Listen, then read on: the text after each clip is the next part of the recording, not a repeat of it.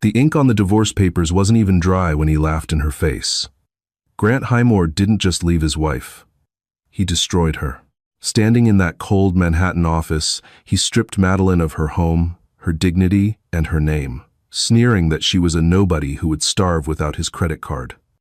He thought he had buried her. He thought she was gone forever. But 2 years later, at the most exclusive gala in New York City, Grant is about to learn a terrifying lesson.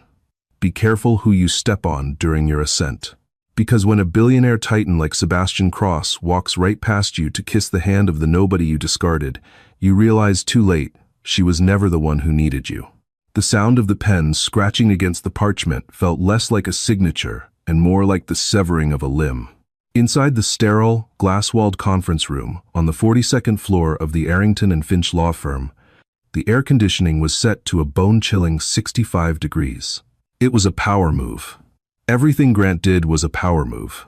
Madeline Sterling sat on one side of the mahogany table, her hands folded in her lap to hide the tremors. She wore a simple gray cardigan that had seen better days, her brown hair pulled back in a messy bun. Across from her sat Grant Highmore. He looked impeccable. He always did. His navy bespoke suit from Savile Row cost more than Madeline's father had made in a decade. His hair was slicked back, his jawline sharp enough to cut glass, and his blue eyes, once the source of so much warmth, were now frozen over with contempt. "Is it done?" Grant asked, not looking at Madeline, but at his pitbull of a lawyer, Mr. Finch. "It is, Mr. Highmore," Finch said, snapping the folder shut. "The assets have been divided according to the prenuptial agreement. The townhouse in the West Village, the Hamptons estate, and the portfolio remain yours. Miss Sterling receives the agreed-upon lump sum of $25,000 and retains her personal effects. $25,000. For 7 years of marriage. For 7 years of hosting his dinners, managing his social calendar, nursing him through his bouts of stress-induced gastritis, and editing his speeches until late into the night." Grant finally looked at her. He checked his Rolex, a Daytona he'd bought to celebrate his first million. "Well," he said, standing up and buttoning his jacket, "that was easier than I expected."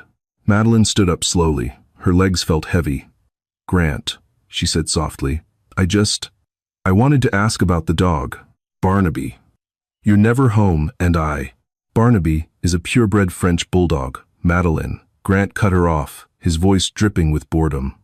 "He's an asset. He stays with the apartment. Besides, Tiffany loves him." The name hung in the air like toxic smoke. Tiffany, the 22-year-old Instagram model Grant had been mentoring for the last 6 months. "You don't even walk him," Madeline whispered, a tear finally escaping. "He has a sensitive stomach. He needs." "Stop," Grant snapped. He walked around the table and stood inches from her face. He smelled of Santal 33 and arrogance. "Stop pretending you have any leverage here, Maddie. You don't get the dog. You don't get the house. You don't get the friends." He leaned in closer, his voice dropping to a cruel whisper. "Let's be honest, for the first time in 7 years, you were a bad investment. I picked you up from that diner in Queens because I thought you were quaint, humble. But you never grew, did you? You're still just a waitress playing dress-up. You're a nobody, Maddie. Without me, without the name Highmore attached to you, you don't exist in this city." He pulled back and turned to the door. "Security will escort you out. Don't go back to the townhouse. Your things have already been boxed and sent to your mother's address." "My mother lives in a 1-bedroom apartment in Jersey," Madeline said, her voice shaking. "Then I guess it'll be cozy," Grant smirked. He didn't look back. He walked out the door, Mr. Finch trailing behind him like a loyal lapdog. Madeline stood alone in the cold conference room. She looked down at her hand, looking for the phantom weight of the wedding ring she had just surrendered. He called her a nobody. She walked to the window and looked out at the sprawling, gray skyline of New York City. The rain was starting to fall, blurring the lights of the empire that men like Grant Highmore thought they owned. "A nobody," she whispered to the glass. She reached into her battered purse and pulled out a phone, not the sleek iPhone Grant insisted she use, but an old, cracked Android she kept for emergencies. She dialed a number she hadn't called in 7 years. It rang once. Twice. "Hello?" A deep, gravelly voice answered. "Uncle Leo?" Madeline said, her voice changing. The tremble vanished. The meekness evaporated. It's Madeline. I'm done. The non-compete clause in the marriage contract. I checked it. It only applies to Madeline Highmore. That person doesn't exist anymore. Maddie? The voice on the other end sounded shocked. My God, kid. We thought you were gone for good. What do you need? Madeline watched Grant's black SUV pull out of the garage 40 floors below. I need a workspace, she said, her eyes narrowing. And I need you to dust off the blueprints for the Ether engine. Grant is trying to build a logistics empire on outdated tech. I think it's time we showed him what real innovation looks like. You sure about this, Maddie? The sharks will come for you. Let them come, Madeline said, turning away from the window. I'm not a wife anymore. I'm a nobody. And nobodies have nothing to lose. 2 years later, Grant Highmore stood on the balcony of his new penthouse at 432 Park Avenue, swirling a glass of Chateau Margaux. The world lay at his feet. In the 2 years since he'd shed the dead weight of his marriage, Highmore Dynamics had tripled in value. His shipping drones were revolutionizing the logistics industry. He was on the cover of Forbes, Fortune, and GQ. He was the golden boy of Wall Street. Babe, look at this. Tiffany came bounding out onto the balcony. She was wearing a sheer silk robe, holding her phone up. We're trending again. Number power couple. Grant smiled tightly. Tiffany was beautiful, undeniably. But her conversation depth ended at the comments section of TikTok. That's great, Tiff, he said, turning back to the city. Are you excited for tonight? She asked, draping her arms around his neck. The Obsidian Gala. Everyone is going to be there.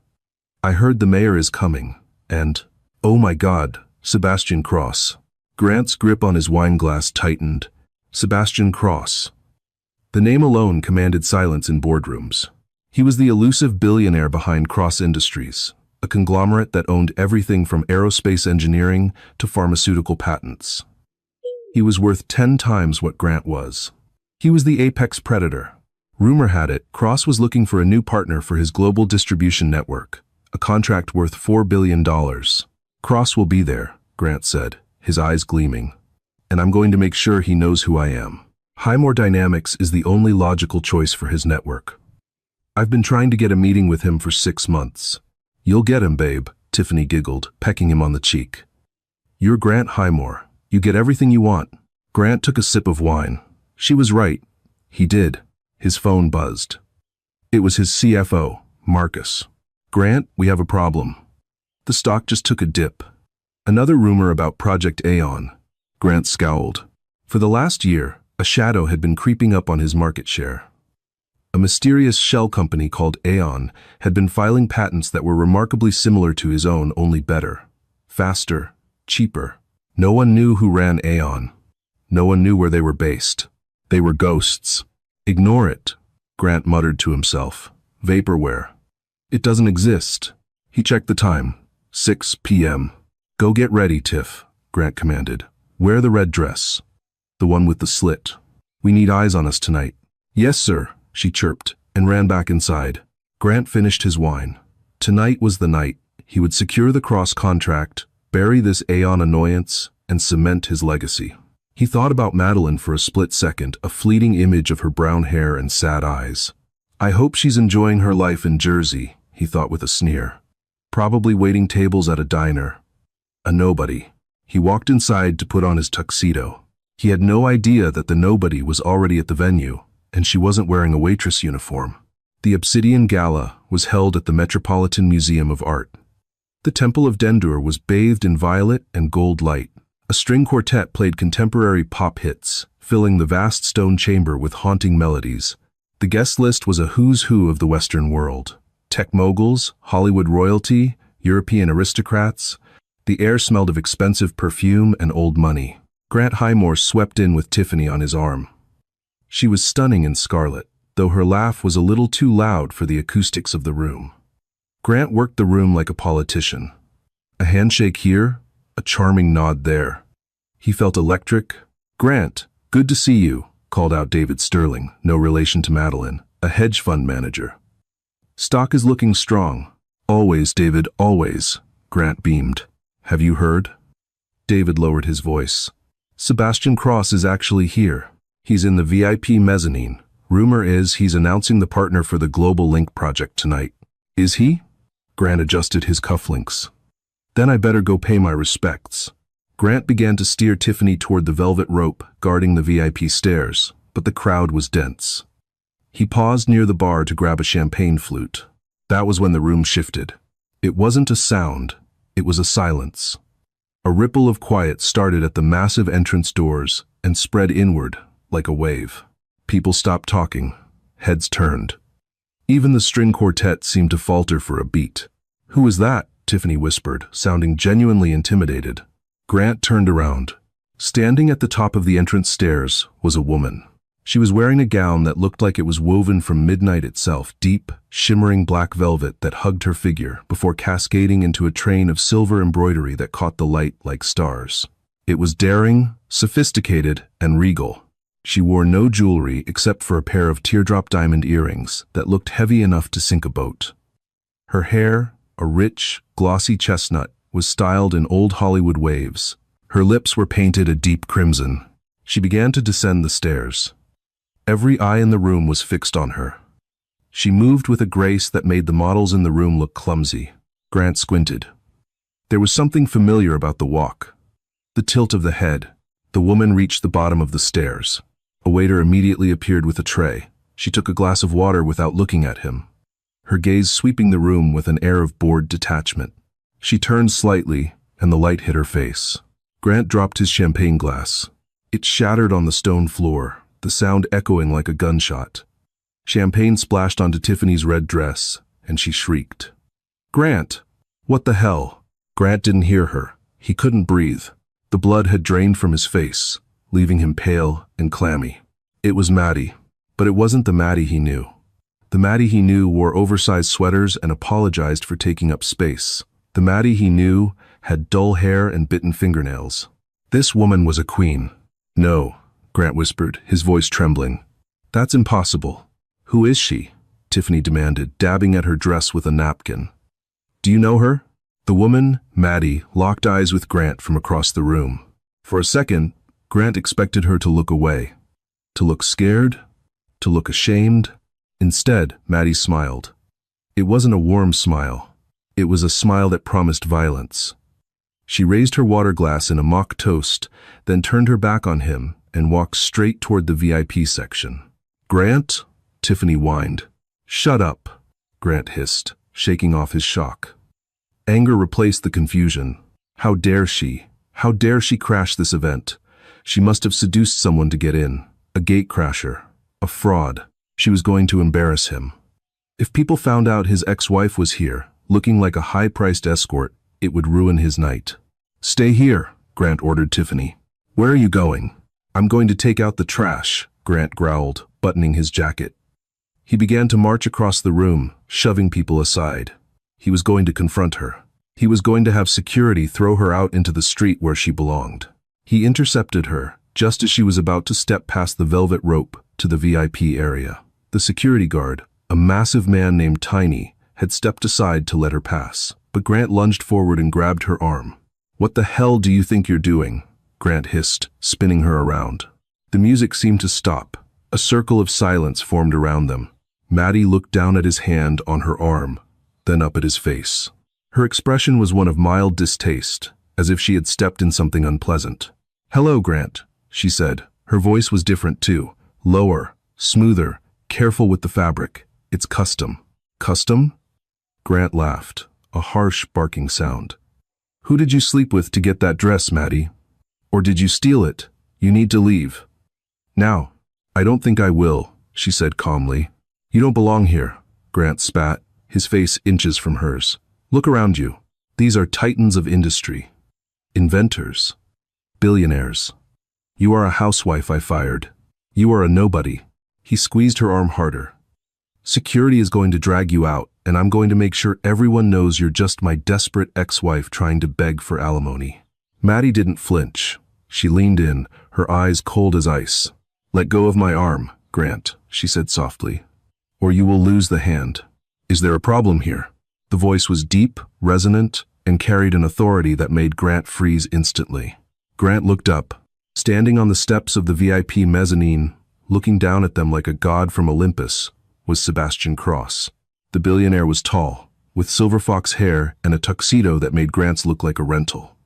He was flanked by 2 bodyguards, but he didn't need them. His presence was enough. Grant immediately let go of Maddie and straightened his tie, a sycophantic smile plastering itself onto his face. "Mr. Cross," Grant exclaimed, stepping over the shattered remains of his dignity. "So, an honor to meet you. I'm Grant Highmore, CEO of Highmore Dynamics. I was just handling a situation with an uninvited guest. A stalker, actually. I was just about to have security remove her so she doesn't bother you." Grant gestured dismissively at Maddie. "She's a nobody. I apologize for the disturbance." The entire room held its breath. Sebastian Cross descended the stairs slowly. He didn't look at Grant. His dark eyes were fixed entirely on Madeline. Grant felt a surge of triumph. "Here it comes," he thought. "Cross is going to have her thrown out. He hates disorder." Sebastian stopped in front of them. He towered over Grant. Then, the unthinkable happened. Sebastian Cross ignored Grant entirely. He turned his body away from the tech CEO and faced Madeline.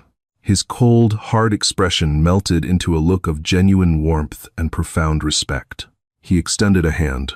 "Madeline," Sebastian said, his voice dropping an octave to a tone of reverence. "I was worried you wouldn't come."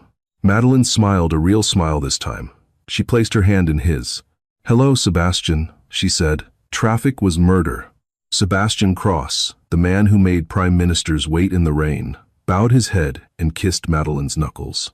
"The gala hasn't started until you arrived," Sebastian said. He straightened up and tucked her hand into the crook of his arm. Then, he finally looked at Grant. The warmth vanished. Sebastian looked at Grant with the same expression one would look at a cockroach on a wedding cake. "And who?" Sebastian asked Madeline. "Is this noisy little man?" Grant's mouth fell open. He turned pale, the color draining from his face so fast he looked like a corpse. Madeline looked at Grant. She paused, savoring the moment. "Oh, him?" she said lightly. "He's nobody." Grant Highmore felt like the marble floor had turned into quicksand. He stood frozen, his mouth opening and closing like a landed fish, watching the man he idolized escort his ex-wife up the stairs. Did Sebastian Cross just kiss her hand?" Tiffany asked, her voice shrill. She looked at the stain on her red dress, then at the retreating back of Madeline, and for the first time, she looked worried. "Grant, you said she was a nobody. You said she was broke." "She is," Grant snapped, though his voice lacked conviction. His mind was racing. How? Had she tricked Cross? Was she a high-end escort now? That had to be it. Men like Sebastian Cross didn't date divorcees from Queens. He was just being polite. Yes, that was it. "Come on," Grant said, gripping Tiffany's elbow a little too hard. "We're going up there." But the guard— "I am Grant Highmore," he hissed. "I don't wait in line." Grant marched to the velvet rope. Tiny, the security guard, crossed his massive arms. "Mr. Cross is expecting me," Grant lied smoothly. "We have business to discuss regarding the Global Link partnership." Tiny looked at Grant, then up at the mezzanine where Sebastian was pulling out a chair for Madeline. He tapped his earpiece. After a moment of static, he grunted and unhooked the rope. He says, "Let the entertainment in." Grant ignored the slight. He pulled Tiffany up the stairs, composing his face into a mask of confident affability.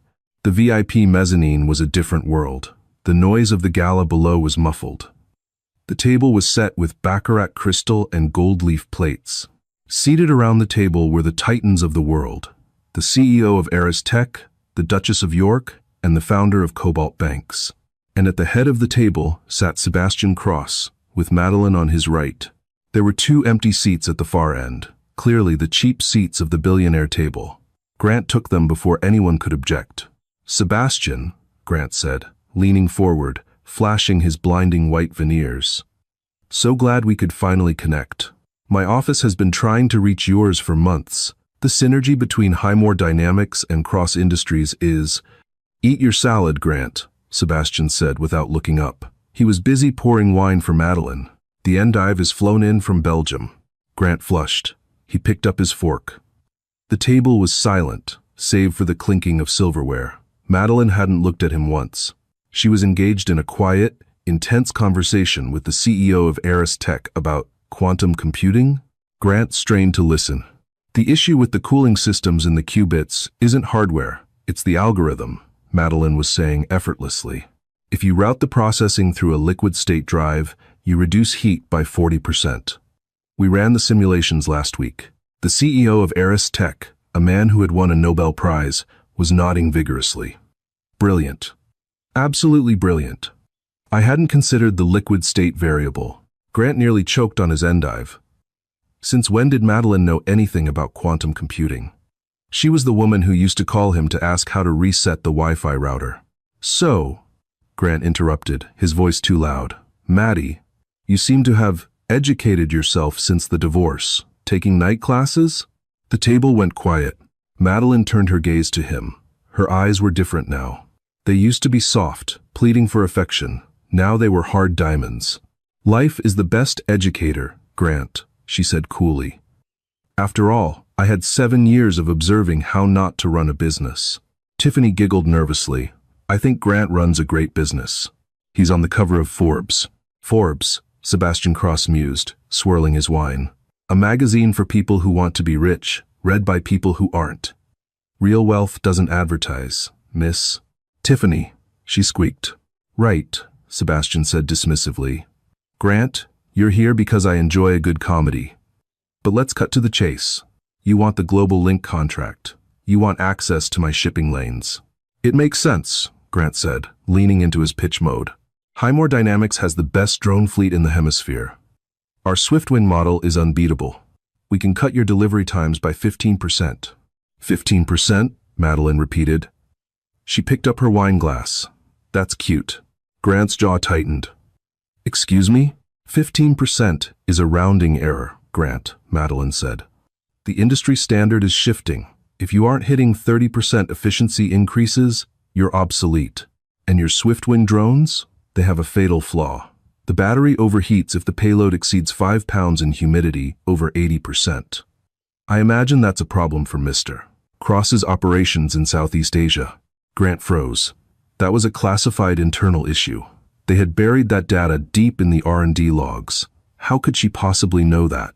Industrial espionage is a serious crime, Maddie, Grant warned, his voice low. I'd be careful what you say. It's not espionage if you wrote the original code, Grant, she replied nonchalantly. You didn't write anything. You were my wife, Grant shouted, losing his composure. Several heads at nearby tables turned. Sebastian Cross placed a hand on the table. It was a gentle movement, but it carried the weight of a gavel. Grant, Sebastian said softly, you seem to be under a misapprehension. You think Madeline is here as my date? Isn't she? Grant sneered. She's certainly dressed the part. Sebastian smiled. It was a wolf's smile. Madeline isn't my date, Grant. She's my partner. Grant blinked. Partner? In what? Sebastian stood up. He picked up a spoon and tapped his glass. The sound rang out through the massive hall. The music stopped. The chatter below died down. All eyes turned to the mezzanine. Ladies and gentlemen, Sebastian's voice boomed without a microphone. Thank you for joining us tonight. I promised you an announcement regarding the future of Cross Industries and the Global Link project. He gestured to Madeline. She stood up, the black velvet catching the light. She looked magnificent. Terrifying. I am proud to announce that Cross Industries has entered into an exclusive 10-year partnership with the most innovative logistics company in the world, Sebastian announced. Grant puffed out his chest. This is it, he thought. He's toying with me, but he's going to say Highmore Dynamics. He has to. There's no one else. Please welcome the CEO of Aeon Systems, Sebastian continued. Miss Madeline Sterling. The room erupted in applause. Grant sat in his chair, the blood roaring in his ears. Aeon? The mysterious company that had been stealing his market share? The ghost company? Madeline was Aeon? He looked at her. She wasn't looking at the crowd. She was looking directly at him. She raised her glass in a small, mocking salute. You, Grant whispered, the realization hitting him like a freight train. You built Aeon? Madeline sat back down as the applause died. She leaned across the table, her voice a whisper meant only for him. I built your company too, Grant, she said. I fixed your code.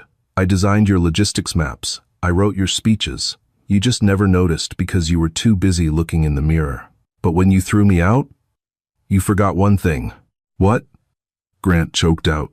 You kept the assets, Madeline smiled, but I kept the brains. The morning after the gala, Highmore Dynamics didn't open for business. It opened for a slaughter. Grant stormed into his office at 7 a.m., his eyes bloodshot, still wearing the tuxedo shirt from the night before. He hadn't slept. He had spent the night screaming at his lawyers, screaming at Tiffany, and screaming at the walls. Marcus, Grant bellowed as he kicked open the conference room doors. Marcus, his CFO, was already there. He looked like he had seen a ghost. Along with him were the entire board of directors. They were all sitting in silence. What is going on? Grant demanded. Why is my phone blowing up? Why is the stock down 12% in pre-market trading? It's not 12%, Grant, Marcus said quietly, turning a laptop screen around. It's 22%. And falling. Grant stared at the red line plummeting on the chart. Why? Because of a partnership announcement? That's just hype. We have the infrastructure, we have the warehouses, we have lawsuits, Marcus said, sliding a stack of papers across the table.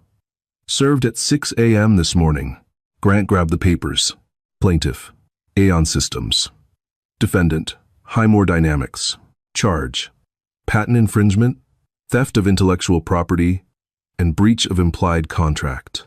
This is a joke, Grant laughed hysterically. She's suing me for IP? I own everything. The prenup. The prenup covered marital assets, said an older board member, Mr. Henderson. It covered the house, the cars, the cash. It did not cover the original source code for the Ether engine, which, according to these documents, was registered to a M. Sterling 3 years before you incorporated Highmore Dynamics. Grant froze. He remembered. Back in the beginning, when they were broke, he had been struggling with the drone navigation system. He had given up. He went to bed. When he woke up, the code was fixed. Maddie had said, I toyed with it a little. Does this work? He had never asked how. He had just taken it, slapped his name on it, and sold it. She can't prove that, Grant stammered. She has the original timestamps, Grant, Marcus said, his voice shaking. She has the notebooks.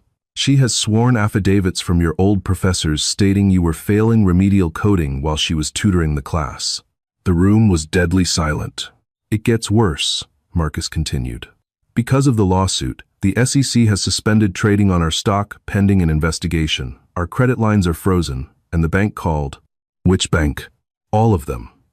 They're calling in the loans. We leveraged everything to build the new distribution center in Nevada. Without the cross-contract, we can't service the debt.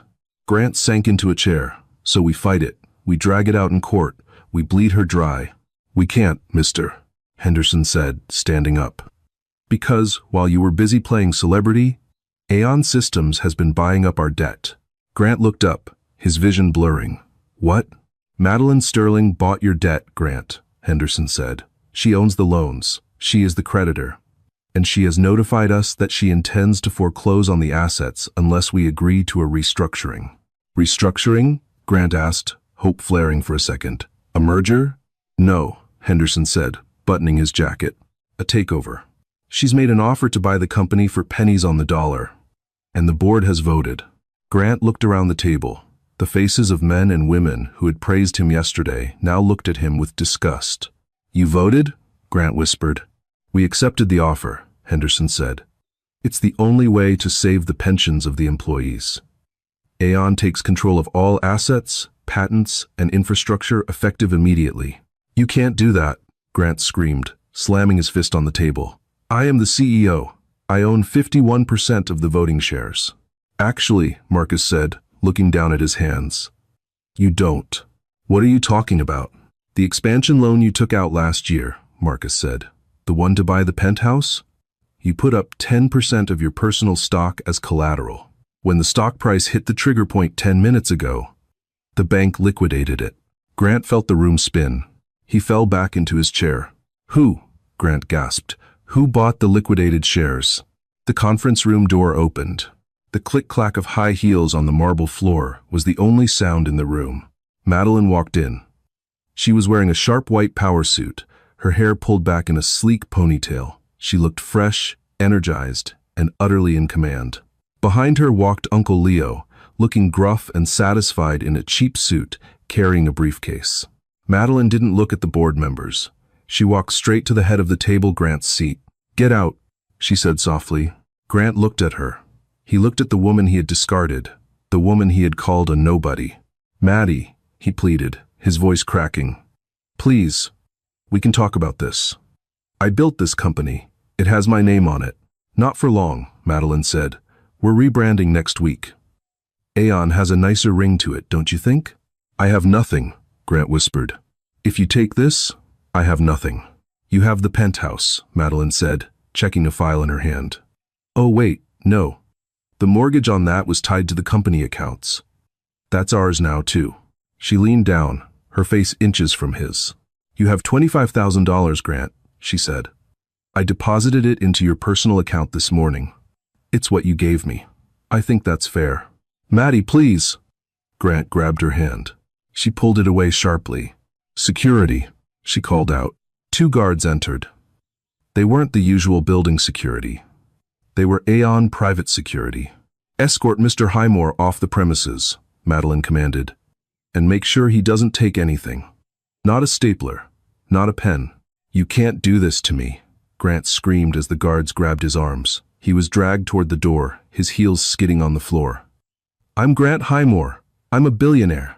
"You were," Madeline corrected him, sitting down in the leather chair he had warmed for 5 years.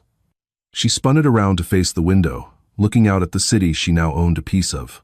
"Now," she said to the room, ignoring Grant's screams fading down the hallway. "Let's get to work. We have a lot of mess to clean up." As Grant was thrown out onto the sidewalk of Fifth Avenue, it started to rain. He stood there, shivering in his tuxedo shirt, looking up at the glass tower that used to be his kingdom. His phone buzzed. It was a text from Tiffany. "Hey babe, saw the news. Moving out. Don't call me. Also, I'm taking the dog." Grant dropped the phone into a puddle. He fell to his knees, the cold rain soaking him to the bone. He was alone. He was broke. And for the first time in his life, he was a nobody. 6 months later, the rain in New York felt different to Grant. It didn't feel like atmosphere. It felt like judgment. Grant sat in a booth at Sal's Diner in Queens, the very same diner where he had met Madeline 9 years ago. He wasn't wearing a Savile Row suit. He was wearing a windbreaker he'd bought at a thrift store. The coffee in front of him was lukewarm. He had spent the last half year trying to claw his way back. But the doors were closed. The Highmore name, once a golden ticket, was now radioactive. No venture capital firm would touch him. No board would hire him. He was a liability. The bell above the diner door jingled. Grant didn't look up until a heavy folder slid across the Formica table, bumping into his coffee cup. He looked up. Standing there was Uncle Leo. Madeline's uncle looked the same as he always had, grease under his fingernails, a flannel shirt, eyes hidden under bushy gray brows. But there was something different about his stance. He didn't slouch. "What do you want?" Grant muttered. "Here to gloat? Madeline already took the company. She took the house. I'm signing the bankruptcy papers tomorrow." "I'm not here for Madeline," Leo rumbled, sliding into the booth opposite him. "I'm here to collect a debt." Grant laughed bitterly. "Get in line, old man. I owe everyone." "You don't owe me money, Grant," Leo said. "You owe me an explanation." Leo tapped the folder. "Open it." Grant hesitated, then flipped the cover. Inside were bank records, old ones, dating back 7 years, to the very start of Highmore Dynamics. Grant frowned. He saw a transfer of $500,000, the seed money that had launched his company. The money he had told everyone came from a private angel investor in Silicon Valley.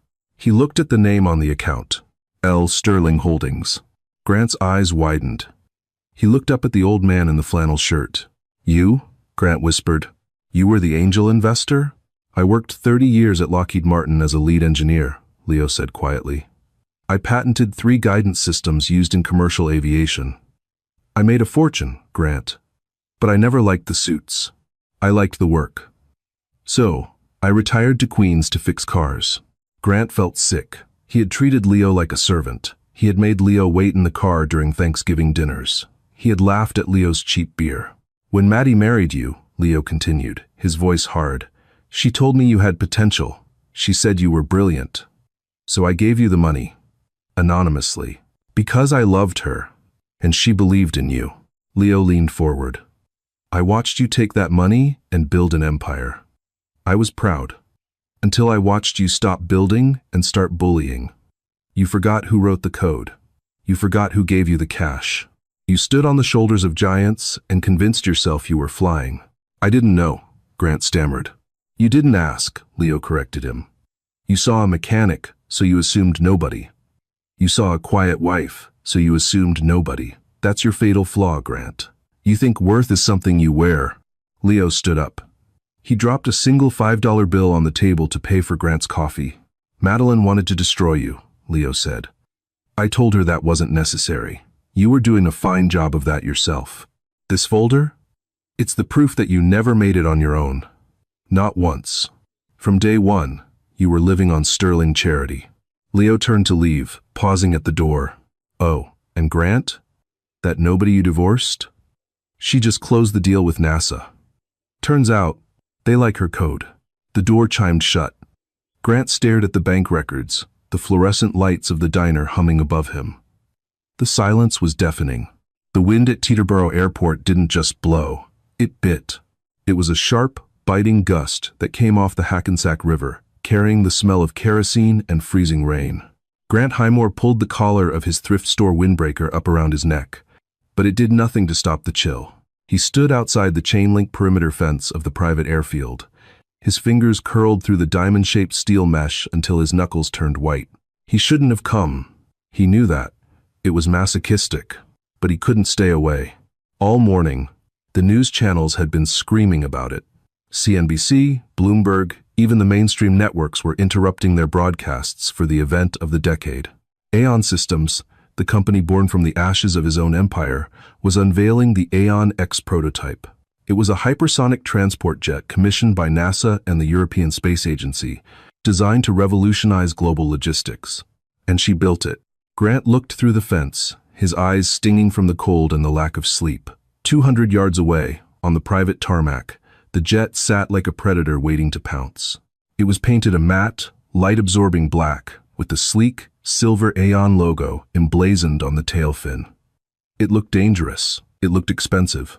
It looked like the future, a future he was supposed to own.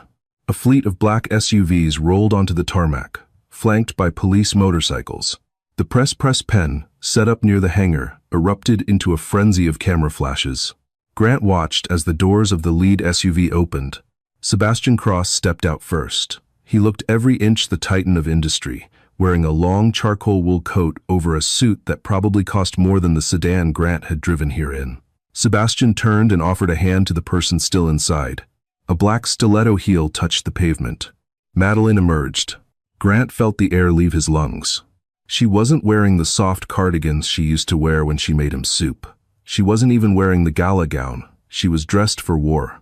She wore a tailored white trench coat, belted tightly at the waist, contrasting sharply with the dark tarmac and the black jet. Her hair was blown back by the wind, but she didn't seem to notice. She looked radiant, terrifying, and utterly untouchable. Grant pressed his face against the cold fence. "Look at me," he willed her. "Just look at me. Acknowledge that I exist." Inside his mind, the memories were playing on a loop. He remembered the night he told her she was a nobody. He remembered the sneer in his voice. "Without me, you don't exist." The irony tasted like ash in his mouth. He was the one standing in the mud, shivering, while she walked on red carpets. "Back away from the fence, sir." Grant jumped. A security guard, not private security, but a Port Authority officer was standing behind him, hand resting near his belt. "I'm just watching," Grant rasped, his voice sounding thin and pathetic even to his own ears. I used to know her." The officer looked Grant up and down. He saw the scuffed shoes, the unshaven jaw, the desperate eyes. He saw a crazy person. "Sure you did, buddy," the officer said with a pitying smirk. "Just keep moving. This is a restricted area." Grant didn't move. He couldn't. On the tarmac, Madeline stopped. She was speaking to a group of Japanese investors who were bowing deeply to her. She returned the bow with perfect form, graceful, respectful, commanding. Sebastian leaned in and whispered something in her ear. Madeline laughed. It was a genuine laugh, throwing her head back. Grant remembered that laugh. He hadn't heard it in 5 years. He realized with a sickening jolt that he had stopped trying to make her laugh long before he divorced her. Then, the press conference began. Microphones were thrust toward her. Grant couldn't hear the words over the wind, but he had the live stream playing on his cracked phone screen. The audio lagged by a few seconds, creating a surreal echo. "Miss Sterling," a reporter shouted from the phone speaker. Critics said that acquiring Highmore Dynamics was a risky move given their debt load. "How did you turn it around so quickly?" On the screen, and in the distance, Madeline smiled. "Highmore Dynamics had excellent bones," Madeline said into the microphone, her voice crisp and confident, "but it lacked a soul. It lacked vision. We didn't just pay off the debt. We restructured the philosophy. We stopped building things to sell them and started building things to solve problems. That is the Aon way." "And what about your ex-husband?" another reporter shouted. Grant Highmore claimed he was the architect of the original technology. "Do you have a comment on his bankruptcy?" Grant's heart hammered against his ribs. This was it. She was going to gloat. She was going to crush him publicly. He deserved it, and he knew it. Madeline paused. She looked directly into the camera lens, and for a second, Grant felt like she was looking through the phone screen, straight into his soul. "I don't think about the past," Madeline said simply. "I'm too busy building the future." Next question. She dismissed him. She didn't destroy him. She did something worse. She erased him. He wasn't even worth a comment. He wasn't a villain in her story anymore. He was a footnote. Grant dropped the phone. It landed in the wet grass.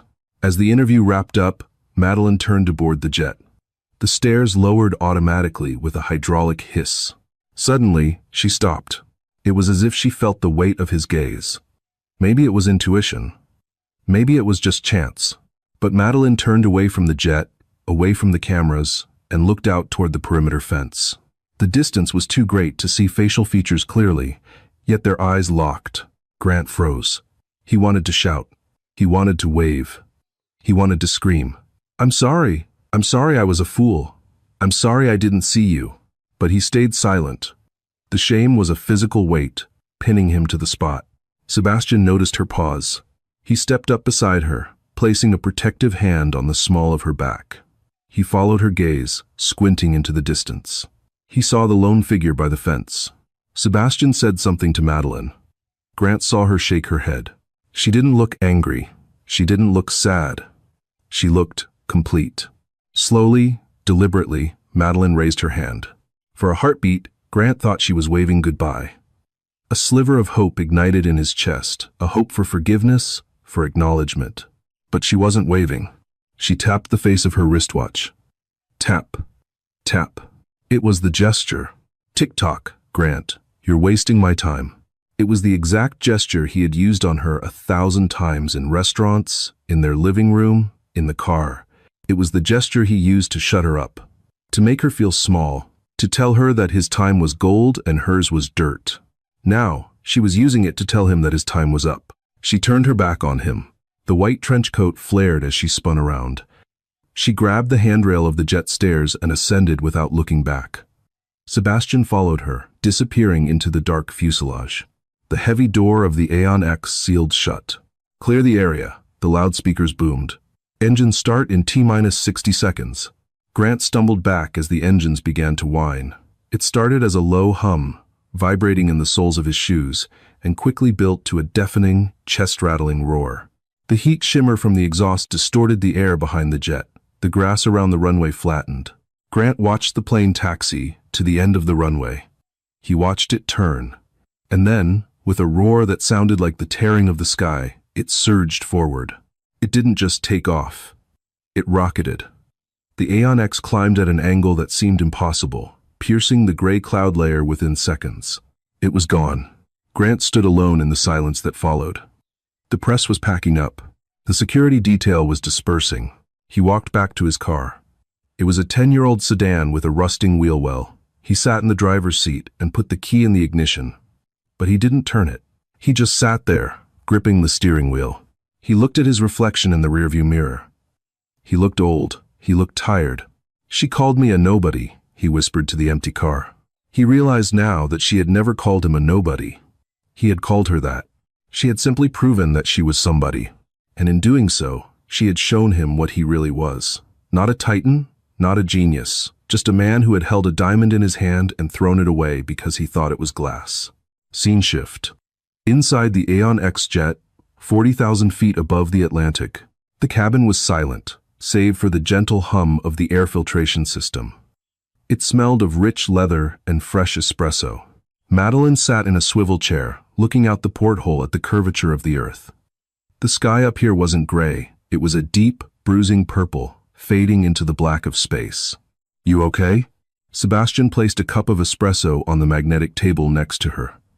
He sat in the chair opposite, crossing his long legs. "I saw him, you know," Madeline said softly, not looking away from the window. "I know," Sebastian said. "I saw him too. He looked small." Madeline took a sip of the espresso. "I used to be so afraid of him. I used to think he held the sun and the moon. I thought if I left him, the world would go dark." She turned to face Sebastian. Her eyes were clear, dry, and bright. "But the sun is shining just fine, isn't it?" Sebastian smiled, reaching across the table to take her hand. His grip was warm, solid, and real. "The sun is shining," he agreed. "And we have a meeting in Tokyo in 11 hours. The Prime Minister is clearing his schedule." Madeline squeezed his hand, then pulled away to open her laptop. "Let him clear it," she said, her fingers flying across the keyboard, bringing up schematics, stock projections, and the future of the company. "But tell him we can't stay late. I have an idea for a new engine design, and I want to get back to the lab by Tuesday." "Always working," Sebastian teased. "You need a hobby, Maddie." Madeline paused. She looked at the screen at the empire she had built, the people she employed, the technology she created. She thought of Uncle Leo back in Queens, restoring vintage Mustangs with the checks she sent him. She thought of Grant, standing in the cold, watching her fly away. "I have a hobby," Madeline smiled, a dangerous, beautiful spark in her eye. "Oh? Winning?" she said. She hit enter. The jet banked left, chasing the sunrise towards the east, leaving the ghosts of New York far, far behind. And that, my friends, is why you never underestimate the person standing silently in the corner. Grant Highmore thought power came from a suit and a bank account, but he learned the hard way that true power comes from the mind and the people you surround yourself with. Madeline didn't just get revenge, she got justice. If you enjoyed this story of karma and sweet redemption, make sure to smash that like button, it really helps the channel grow. And if you want to hear more stories about arrogance getting checked and underdogs taking the throne, hit subscribe and ring the notification bell so you never miss a video. What would you have done if you were Madeline? Would you have forgiven him? Or did he get exactly what he deserved? Let me know in the comments below. Thanks for watching, and remember, be careful who you call a nobody. I'll see you in the next story.